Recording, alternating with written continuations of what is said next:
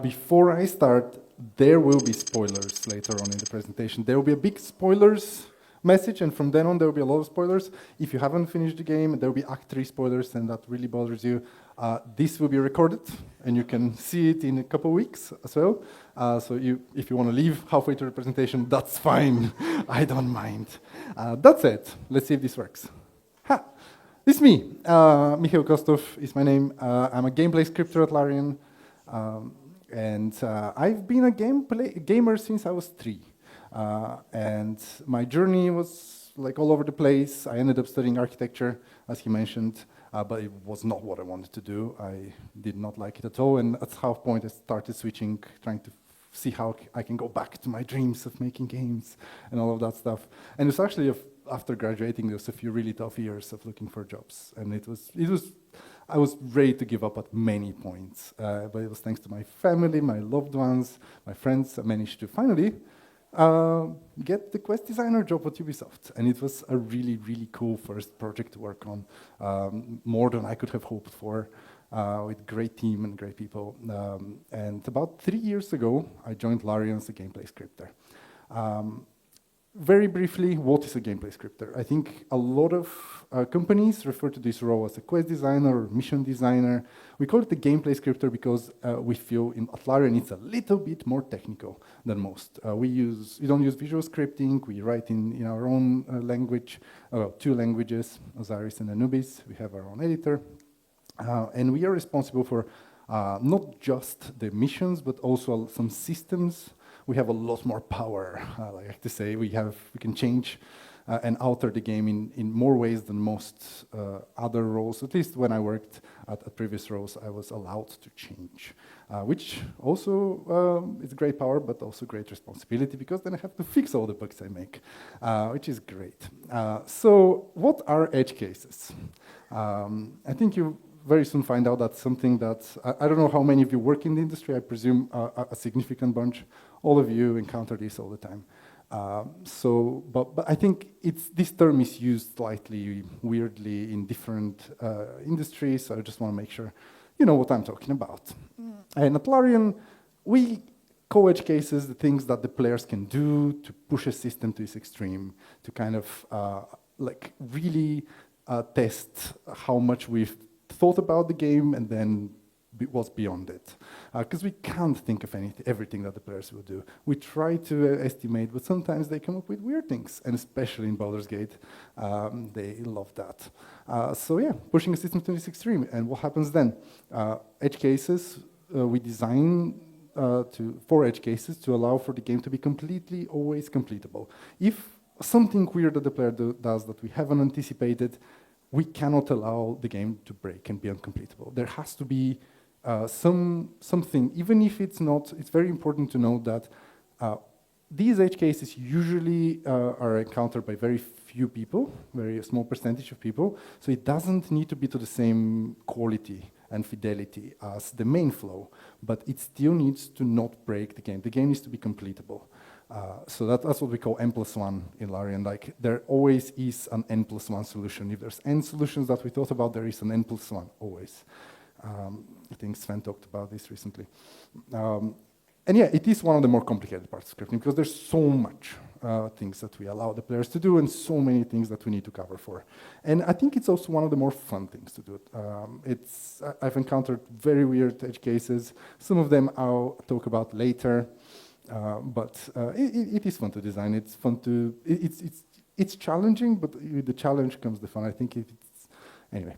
I'm digressing too much.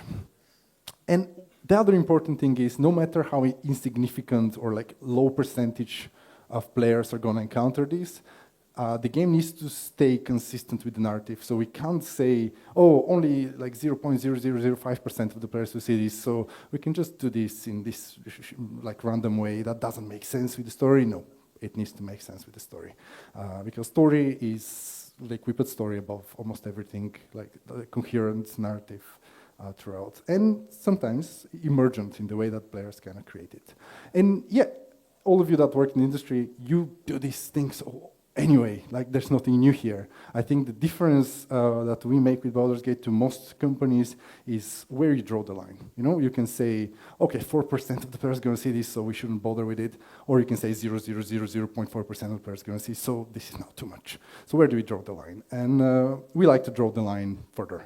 And I think that's important, and I'll talk about why in a second.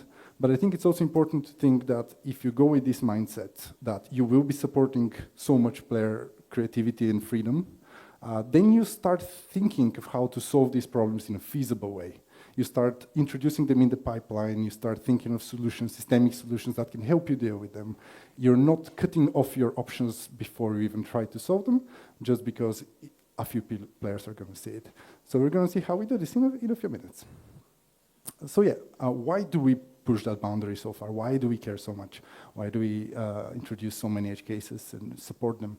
I think at Larian, everyone firmly believes that player creativity is great. And the more freedom they have, the more emergent stories will be coming out, things that we couldn't possibly design for, that will create a unique experience for this specific player compared to this other player. They'll be talking to their friends about how they did weird things in the game, and it's great.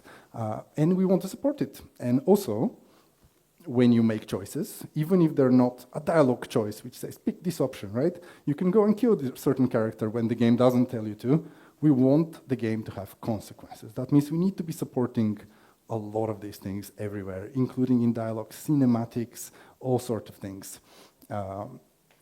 Also, our game is really systemic. There's so many things you can do in the games, like stealth, like million spells and whatnot, and how they interact with like quests and all of that stuff. Sometimes we don't even know as scripters until we encounter a bug. Someone sends us a bug. It's like, you can do that? But we need to support all of that, right? Because otherwise the game breaks, and we don't want the game to break. And yeah, we also want to support multiplayer. That's a really actually a big part of kind of the challenges that come with Baldur's Gate, because multiplayer on its own just creates so many situations where you're like, you've designed your situation now, oh well, what about multiplayer? Now it all breaks. Ugh. Okay, how do we deal with this?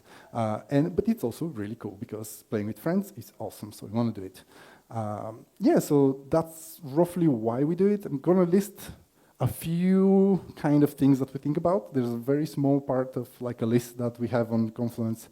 We're just going we go and check, but every situation, we call it quest situations in our game. Every situation has its own unique set of edge cases that you need to look at, apart from these more generic ones. Just very quickly, like most NPCs in our game can be attacked and can die. And there's almost no unnamed NPCs. Every NPC has a name, has some sort of story. There's a few crowd characters later in the game to fill the city up that are not as important, but most of the vast majority of the NPCs are all killable. So that affects everything. Also, they can be knocked out non-lethally. So it means they're not dead, but they're dead, but they're not dead. So you can't call them dead. There's other stuff like that.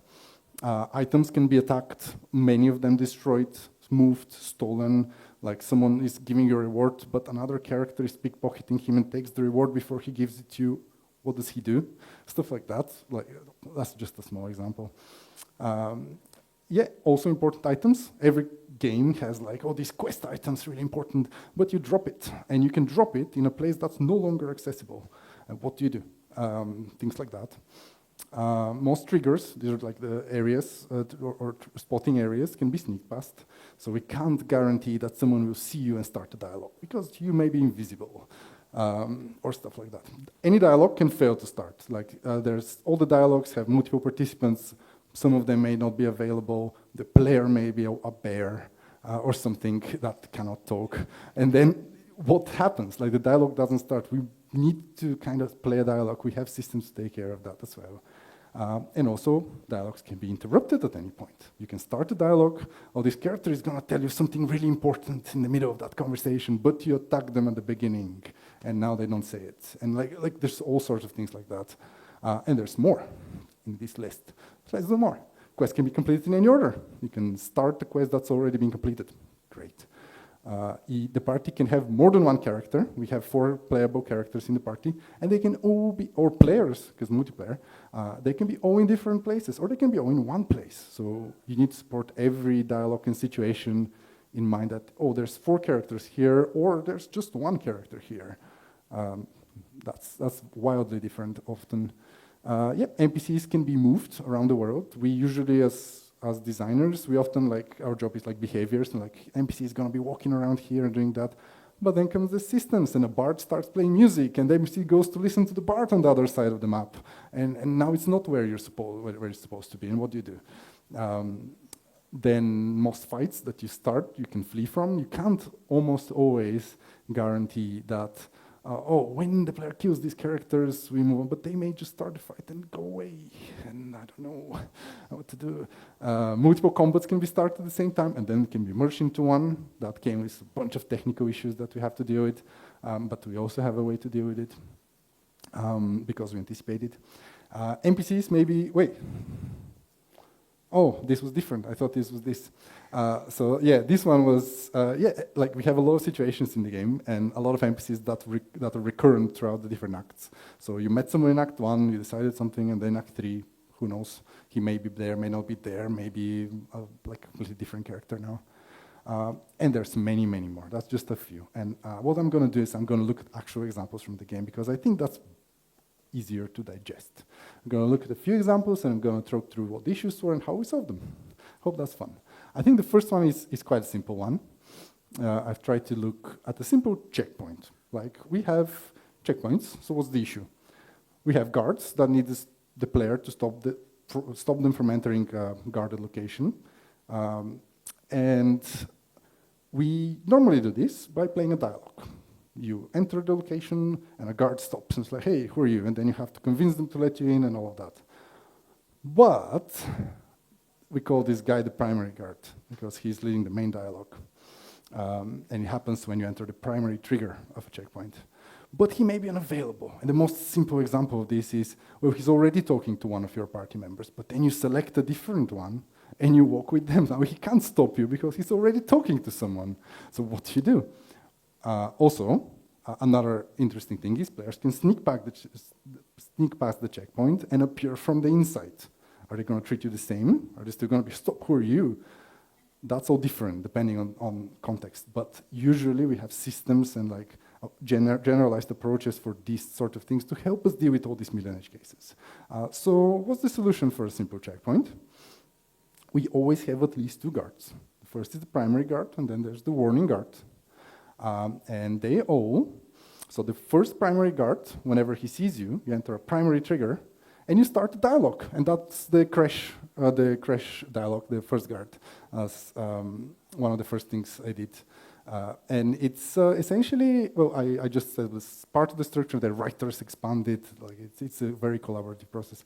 But it's a big thing, right? And there's many options and whatnot. So that's the first one. The second guard is going to have a much smaller dialogue, because his job usually is to stop a player who's trying to walk past while another player is talking to the primary guard. So it's these 2 only. But you see, it's a bit bigger, because the first guard may not just be occupied, he may also be dead. If you've killed it, if you let a bear there and the bear killed him, you didn't kill him, so they're not going to arrest you. But he's dead, so he's not able to give you that information and let you in. So someone has to do it, but it's more unlikely. So it doesn't need to be to the same fidelity and the same quality as the first one. So it's a shorter version of it with just the main options, just so that the players can still have a flowing narrative, right? And then you can think of, okay, but what if the second one is dead, right? Well, that's going into very, very unlikely. So we still need to support it, but again, we don't need to be at the same level of quality. So for that, we have the trespassing area. If you enter a specific area beyond that, if both other guards are unoccupied or dead or gone or for some reason, then everyone drops their dialogues, even if you're being talked to, and now they address the trespasser. And the trespasser is now confronted with a crime, and we can define the crime in different ways. Maybe it always leads to combat, if it's very high security, or sometimes you might be able to bribe your way out and they kick you out. This sort of thing. So that way you guarantee that whoever passes and is seen passing is always stopped. And then the last thing is that pass trigger that I talked about, like when players appear from the inside, we call it pass triggers. It's optional, not all checkpoints have it, but if they see you appear from the inside, we generally assume that you have been allowed in and they didn't realize you were allowed in, so they just treat you as normal. They don't stop you anymore. And in the crash example, that works because there's 2 checkpoints. So they may think, you can think as a player, or maybe they think the other checkpoint let me in. Or maybe they think I came in when they weren't on shift or something like that. Right? So we just assume that's mostly to help players, and we reward them for sneaking past successfully. Let's look at another example, but from here on, it's spoilers. Yeah, I expected more. Anyway, let's go on. Let's talk about Will. Will is one of our companions, and how do we obtain his final part of his quest? What's the issue? We have very important information that we need to deliver. Without it, we don't know what his final thing to do is, so he's not able to complete his quest. And someone needs to deliver that, or something needs to deliver that information. And we have a perfect character for this. It's his father. You save his father, and he gives you a book, and the book tells you everything you need to know. But the father can die, of course. So what happens? He has a book on his body, so you're thinking, oh, I just pickpocket his body and find a book and I read it. Yes, but specifically his father dies in a prison that becomes inaccessible after you rescue, or if you fail to rescue him. You can never go back. So if you didn't take the book, you're stuck, and we can't allow you to be stuck. So what's the solution? Well, we introduce another character who you actually met before in Act 1 and knows Will. You know that Will knows her from his past. So she's actually a really good candidate to give him the same information if his father is dead. So we use her. But she can also die because you've met her before. In Act 1, the player could have killed her. Or maybe the story led to her dying. There can be many choices. So what's the solution number 2 is we add a third character who you've never met before. So if both of them are dead, instead of them, there's a third character that only appears in the cutscene where you receive the information. And if you interrupt the cutscene at the beginning, because you can, she still has the book on her body, but we make sure she doesn't die in an inaccessible location. So you can always go back and find the book. And that way we guarantee that you can obtain the final step of Will's quest. And that's what we do all the time. Let's look at another one. Let's look at the Iron Throne. It's one of the things I worked on. So there's a bunch of hostages that you save from a prison. There's 13 of them, and they need to thank the player because they saved their lives. And they also need to tell them that their families are held in a factory against their will because their families here were held hostage. And for that, we have a character, Obelia Tubin. She's very likely to survive. Like, we put her right outside, like, it's a turn-based rescue thing. She escapes on the first turn before any enemy can act, almost always reach it. Like, the only way she can not survive is if the players stop her from escaping. So we still need to account for that, right? Players can mess with things, and that's okay. But this information, so and then there's 12 other characters that all may be alive or dead. We don't know who's going to be alive, so we don't really want to do 12 dialogues of the same content for all possible 12 characters that could have survived, right? Could be 1 survive, could be 12 survive, and whatnot. The thing is, this information is not vital, because there's many other breadcrumbs that can lead you to the factory, and you can still see it. You don't need to deliver this information, but we need to stay narratively compatible and consistent, because these families that you just saved, they deeply care about their families in the factory. So if they never mention any of it, it breaks their character completely. And when you encounter their families later, you think, oh, they didn't say anything. You know, saying like, that makes no sense, right? So we really want to say this information, but we don't really expect this to happen for many players, and it's not super vital, so we don't want to put too many resources into it. So how do we solve it? We have a fallback narrator dialogue for this one we came up, and I've prepared both. I wonder if you can see it. Oh. Plop. So this is the version where Obelia thanks you. I wonder if it's loud enough. Okay, well, it's too quiet, but it doesn't matter. Anyway, we have a full-blown dialogue with a cinematic artist who's talking. There's a verbal dialogue. She talks you. There's a lot of options the player can pick. And then, I'm going to skip, you have an idea how the dialogues in the game work, most of you. And then for the other one, we have a narrator one. So let's see what that looks like. On I go. I'll save you! Please, I want to ask you something. I can't thank you enough. I was certain that place was to be my cold, wet tomb. You saved us! Saved us all! I thought it impossible, but you did it! We were kept hostage to control our families and the Steel Watch Foundry, to keep them building Gortash's death machines. Please. They need to know what happened here. They have no reason to obey Gortash anymore. If they rebel, it'll put a dent in Gortash's steel might. Gond smiles on me this day. Thank you.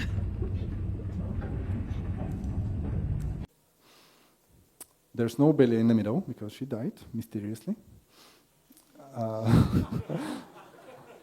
And then anyone you click on starts the same one dialogue, which is just the narrator voicing over the character. And it can be any character in this plot. And they essentially just describes that they're taking you in a more generalized manner. It's not ideal, but it delivers the information we need to deliver, and almost nobody will see it. So it's acceptable for the rarity. And then when you talk to them again, now they have their individual dialogues, and they'll still thank you individually, but they won't have this whole big dialogue about their families and all of that stuff, because that's too much. I'll go this way.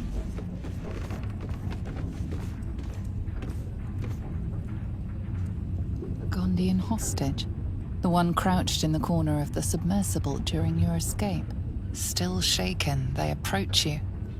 They thank you for rescuing them, but ask for you to perform one last miracle. If you free their families trapped at the Steel Watch Foundry, they promise you aid in your battle against the Absolute.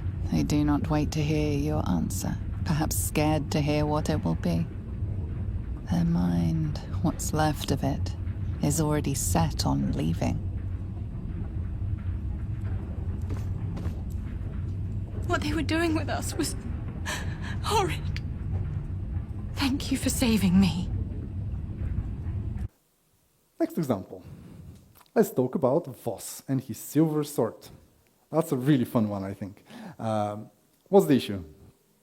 We have a legendary sword. And Lae'zel, one of the companions, it's actually in one of the paths, one of her final quest rewards for like helping this character throughout the thing, and then you receive it at the end. It's the strongest weapon for a Githyanki in the game, a melee-oriented Githyanki. And it's really cool. So it's given to you by Voss in Act 3, who you meet first in Act 1. But he's one of the exceptions. He cannot die in Act 1. Yes, we break the rules sometimes. He cannot die, he flies away, but we have systemics. We have a thing called heat metal, and we also have a thing called disarming attack, and we have a thing called honeyed pulse, which bears can do. And what they do is essentially, if you pass a check, the enemy drops their weapon. And you know what? That legendary sword, it's Voss's sword. And he gives it to Lae'zel because he pledges his trust in her, so he's wearing it. So what players did was they rolled a 10% chance thing, and they managed to disarm Voss. And what he does is he drops the sword and then flies away. And it's great.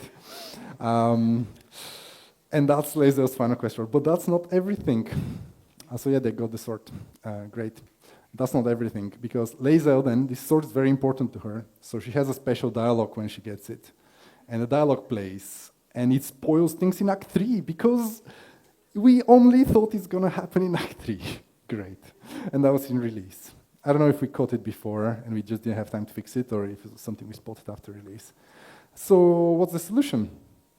Well, this is thing, see, angry Lae'zel, block players from using hit metal on Voss. But we don't like that in Larian. We love this sort of stuff, so let's fully support it. How? Let players keep the cool weapon. They found a way to exploit the game, let them have it. It's awesome. And rewrite Lae'zel's dialogue to make sure it works in Act 1. This might mean recording new lines if possible. It might mean just hiding some of the lines or things, but support it. Players' creativity, top. It's awesome. And then I found out later that there's actually a wiki page for this exploit. It's great.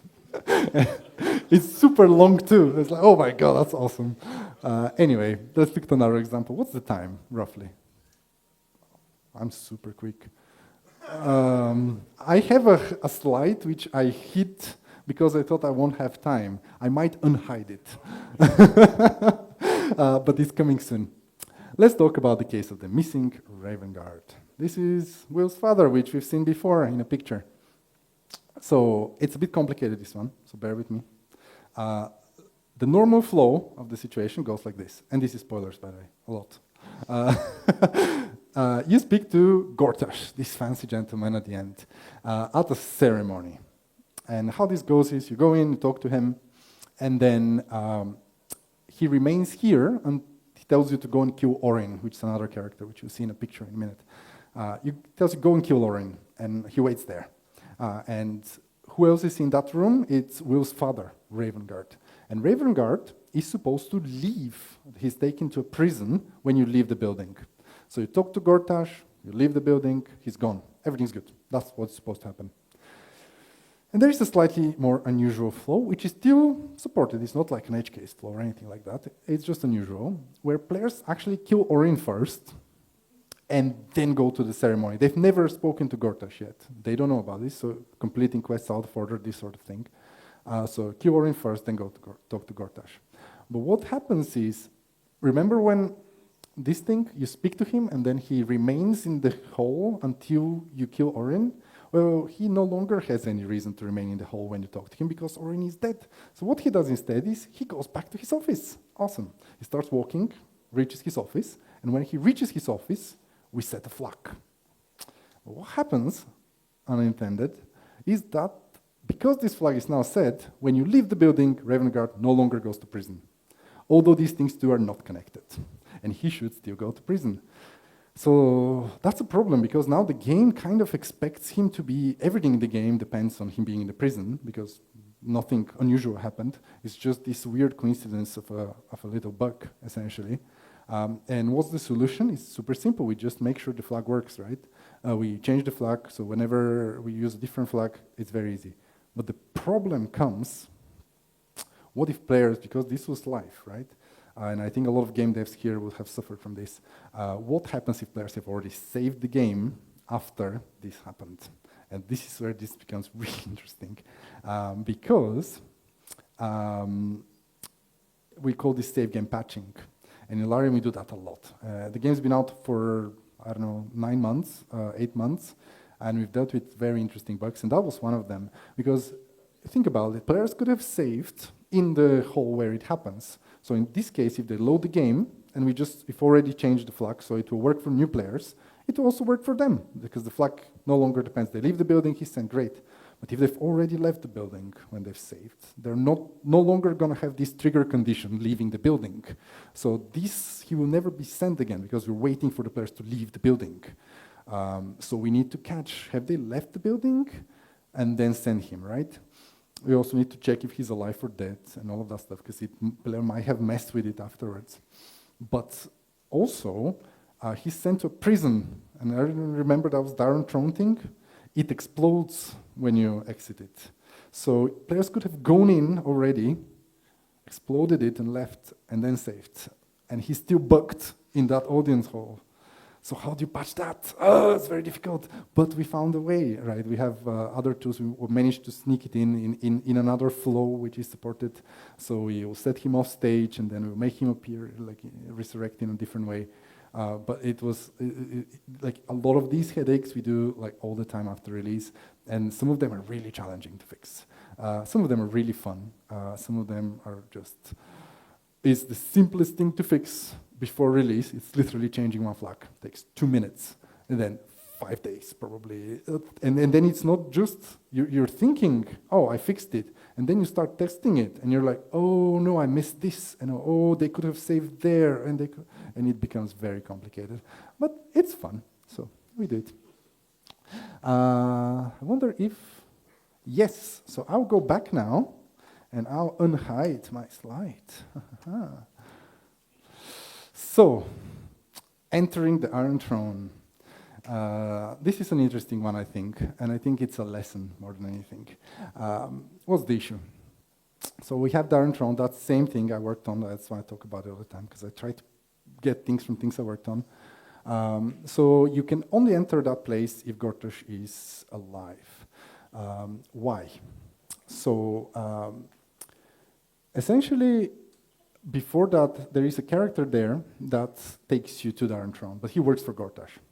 So it didn't make a lot of sense that this guy stays while Gortash is, if Gortash is dead, because there's nothing stopping him from just leaving. There were some changes. Initially, he didn't know about Gortash dying. Nobody knew about Gortash dying in the lower city because it happened in this enclosed space, and we thought news are not leaked outside or whatnot. But then iteration happened, narrative changed. Now everybody's supposed to know about Gortash dying. There's even a newspaper article about it. So everybody knows, right? So this guy, no longer we can say he doesn't know. We can't play that card because everybody knows. But the problem is, yes, dialogue doesn't make any sense if he's dead and he's still there.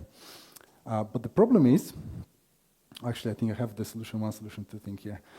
So we just add new lines for this, right? Record new lines, that's great. We have so many dialogues in the game, what's a few more?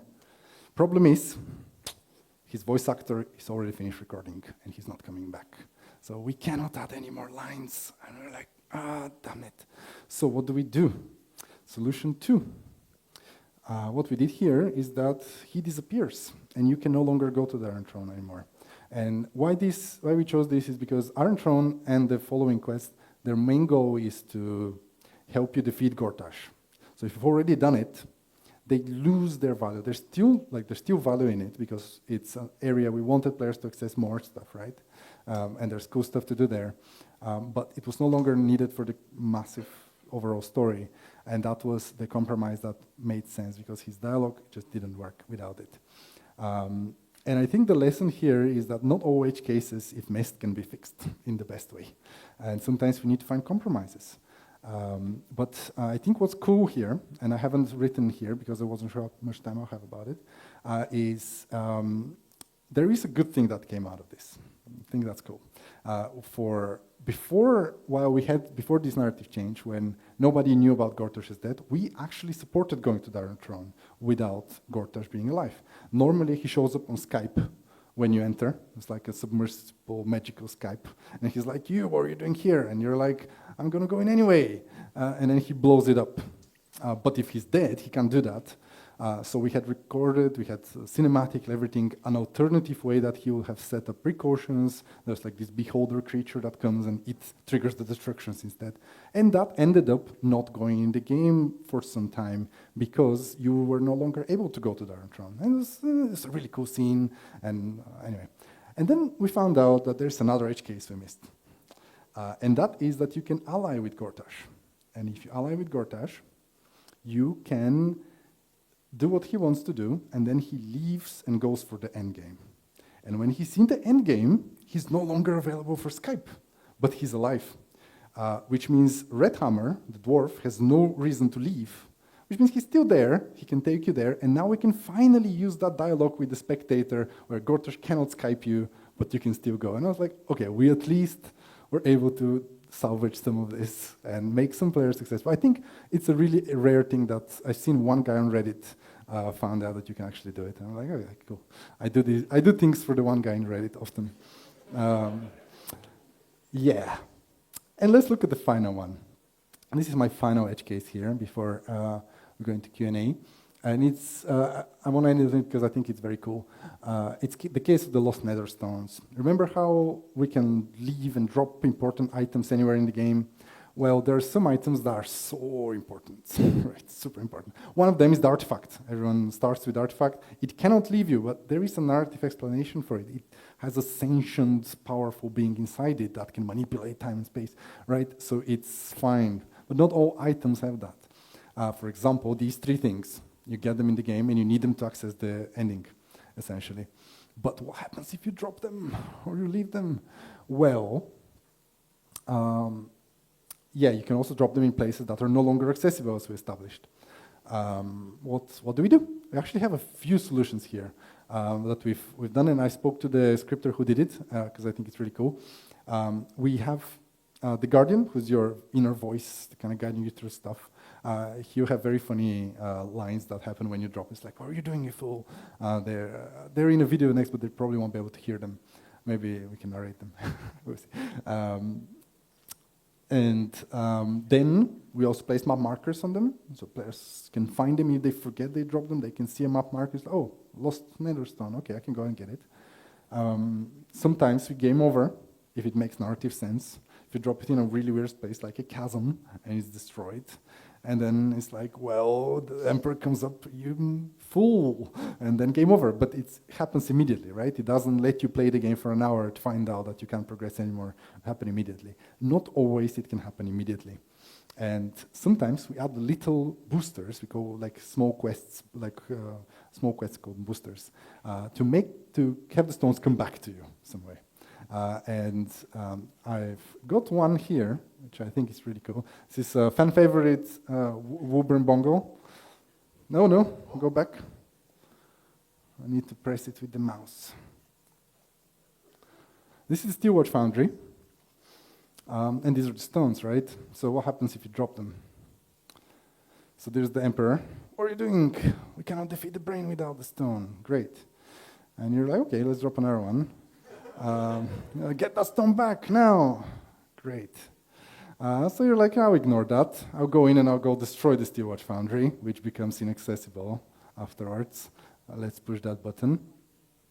So we roll, and we, of course, get natural 20, because I cheated. And we blow up the foundry. Awesome. And then our friend shows up.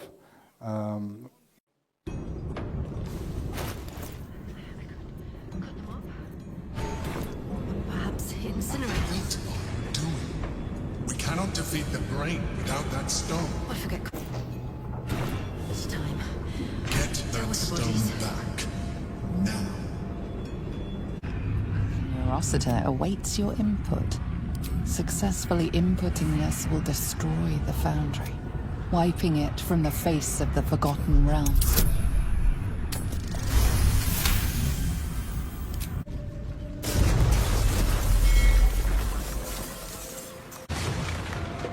Well, the Gondian menace is finally over. When the time You dropped the nether stones. Search the rubble and pray no one else found them.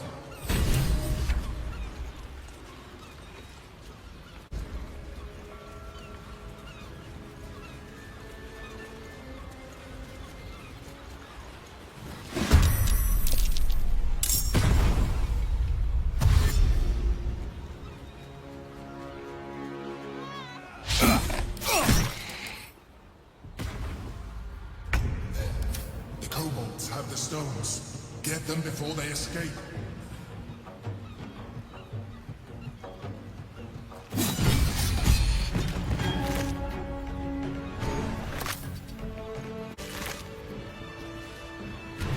think, the world could have ended thanks to a pack of scavenger kobolds. If your fingers are so slippery, leave the nether stones in your camp. And he's like, yeah, whatever. And now we don't have the stones. But you can see that there is a moment here, that's a narrative moment. We can't just say game over, destroys, because there's a dialogue, it breaks up the flow. It's really weird if we just game over. So what do we do? Well, in this case, we added a little booster. There's 3 kobolds there that are salvaging for stuff. And guess what they found? Up to 3 lost nether stones. So you can kill them, you can catch them, kill them, and you can get your stones back. Or if they run away, game over. So yeah, I think when I was talking to Michael, who made this, it was really interesting because he said that sometimes it's easier to add new content like this than to try to fit it into the existing web of situations and try to make a game over make sense in the middle of something. We can record more lines, we can add more like design work to support this. It's cooler than just trying to, or make the nether stones never droppable or something like this. Just allow players to have fun. And yeah, and I think I'm super early. Okay, let's talk about questions. Hi. So, I'll let Alex lead. Like, better than even on time. I honestly tested 4 times on my own, and all of them I ran over, and I skipped that slide because I thought, I might as well. It's like natural 20 on that one. All right, questions. We have more time for questions than we would usually. So, we're going to take more than just 2. Okay, there we go. First one there. And if someone, okay, second one there. Okay, there you go. Hi. First of all, thank you so much. It was very interesting and very funny at times. I am wondering about, so we were talking about various different types of solutions, right? Mm-hmm. Some solutions are more expensive, some are less expensive. I'm wondering, do you keep track of like fidelity levels? So to say, this is fidelity level 1 solution for this is just a narrator dialogue, and this is like fidelity level 2, 3, etc., stuff like this. Not for situations. We keep this for dialogues. I think Jason has a really good talk on it on GDC recently. We do it for narrative dialogues because there's so much work there that needs to be quantified, and we need to know exactly what to do. With situations and scriptings, we try to be a little bit more case by case. So we'll look at something, we'll discuss with our region lead, what's the best we can do it, sometimes with Sven. Because I think we've tried to kind of estimate how long things will take. It's very difficult with these things because you don't know how many edge cases are going to come up. You don't know how many times the narrative will change. Like, it's very hard to estimate properly. So giving something, oh, that's not true. We kind of do. Like when I mentioned boosters, we have some situations which are classed as boosters because they're meant to be very small, contained, simple.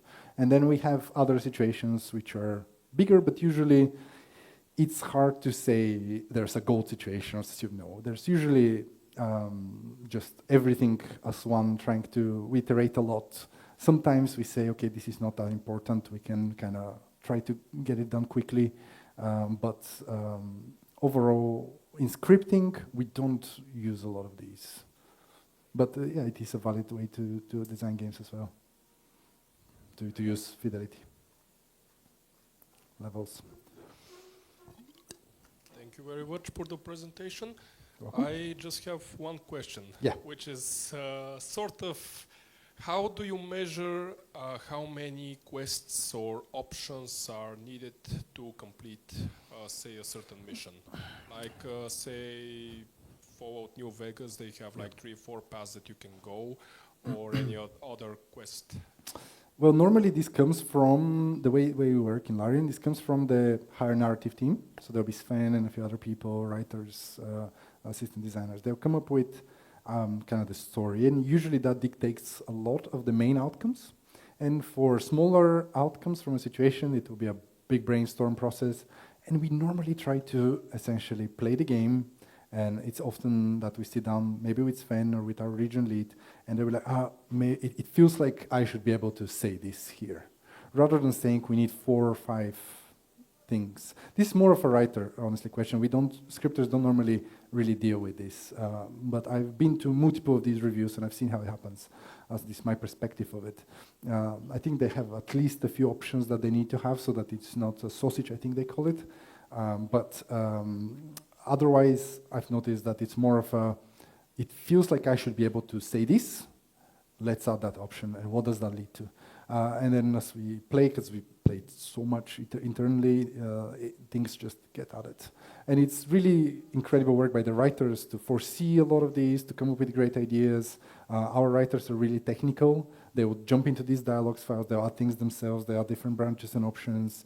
We'll just support them as they go. We set up the main structure and flags and outcomes. We make sure then after their pass that things work, but they have a lot of freedom in creating all of these on their own. And I think that's great. And yeah, it's usually driven again by what would feel best for the player per situation basis, rather than per dialogue basis even, rather than looking at the numbers, trying to fit things into a frame. All right, thank you very much. All right. You got one more question there, one more question there, one more question. Oh my God. Wow. Chill out. All right. Okay. All right. How did you guys account for save scumming in the game? So basically, like, you get to a place in a mission and you reload, you figure out something bad happens, and then you go to a different part of the mission.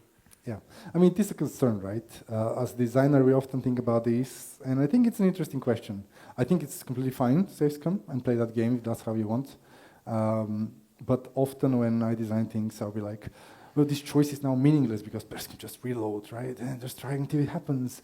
But it's fine. We've kind of embraced that it is, some people will play that way and they'll get the story they want. Other people, like, I think that's why we introduced honor mode as well, which I think is fantastic for narrative purposes more than anything. And I don't know if it's in custom mode already, but that's one save game thing, so good.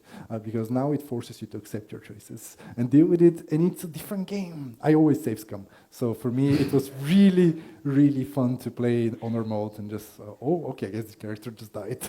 Okay, that's fine. But yeah, it is a valid concern. We did think about it. We do, when in design, we're like, if it's something really important, is it enough to put it behind one skill check? And all that. So yeah, it depends. I think a good example is in the Crash, there is a machine that extracts a tadpole, and there we were like, okay, that needs to be serious, so let's have 3 checks. But that's it. Yeah, it wasn't like, we thought about it a lot. There was a lot of versions of everything. Yeah, I think usually these solutions come naturally as you play the game, and you're like, well, it's fine if this happens here. We'll it will still be a cool story. All right, more questions. We had one there, that side. No? Okay, I'm gonna stay at this side. Can you pass the mic behind you? Thank you. First, thank you for the lecture. It was really interesting to hear. I want to ask, what was the biggest scripting compromise you've ever done in the quest design in terms of breaking the Larian rules? You know, like give freedom to players, like kill everybody, destroy all items, stuff like that. Yeah, I mean, we do have to make exceptions sometimes, and I think we always strive not to break them. Like, we really want all of our characters to be killable. But sometimes things just, like, for example, I think a good example is Will. I didn't work on it, but I don't imagine Will's story working without Mizora. Like, no matter how many permutations we do, if you kill Mizora, well, she's so integral to it. Like, so we will make exception there. For scripting, let's see. Oh, I think actually, I think that case with Arantron is something I ran into, because we didn't want to make that character always 100% savable, because it's like, oh, that's hand-holding, right? It's too easy. And we had a lot more variation there, but it didn't feel necessary. And at some point, you look at the broad picture, and you're like, we're putting like a lot of emphasis here. We can do it in a simpler way. And yeah, it's difficult. Killing your own kind of ideas and things because the systems work that way, and you need to support it. It is sometimes difficult as a scripter, and you just need to accept that not all things are going to work out. I don't think I can give you like a very good example though of when we had to kind of break the rules. I guess Voss is one of them, flying away, right? Like, probably in hindsight could have worked without him flying away, but also early access thing kind of stayed that way. But yeah, I don't know. I'll think about it. Maybe I'll catch up later and tell you if I think of something. All right, thanks. 2 more questions is what we have time for. Can you pass it actually to, yes, easier like that. Hi, thanks. Fantastic lecture, but just one question. I was wondering, is there like a particular story beat or character or even zone where in the company it was like, oh my god, not that fucking place again, where it's like, I gotta fix Moonrise Towers again, where like, oh yeah, the Catholic scene. I think every scripter has one of those, but also the company in general. There's many, yeah. I think it usually comes from the places that were hardest to figure out narratively. I don't know exactly which ones, but I'm sure Sven and the team had many of these moments where like, this is not working, we've tried 10 things. I guess the gap between Act 2 and 3, there's like a little scene with Githyanki that took a lot of iteration, but I think it's important to understand that it's expected for things to be iterated many times. We don't expect things to nail in the first place, in the first time ever, really. So we will try it, and it's not going to work, and that's normal. And we're going to try something else, that's not going to work. Sometimes that takes a bit too many tries, and it starts feeling frustrating, but you nail it eventually. Even if you're not 100% happy with it, the overall game is pretty good. So yeah, for me, I think, yeah, designing the Iron Throne had a lot of issues at the beginning because it went through many iterations, but eventually where we landed, I was very, very happy with. So, yeah. One last question. And afterwards, Misha still will be here, so you can corner him somewhere outside and ask him all of the other questions that you have. So, there we go. Okay. Thanks for the great talk. I was wondering, for save patching, would it be easier to have a permanent ordered record of all of the critical player actions that you can refer back to? We have. Yeah. Oh, you do? We have stuff like that, yeah. For when someone goes out of the expected flow? Yeah.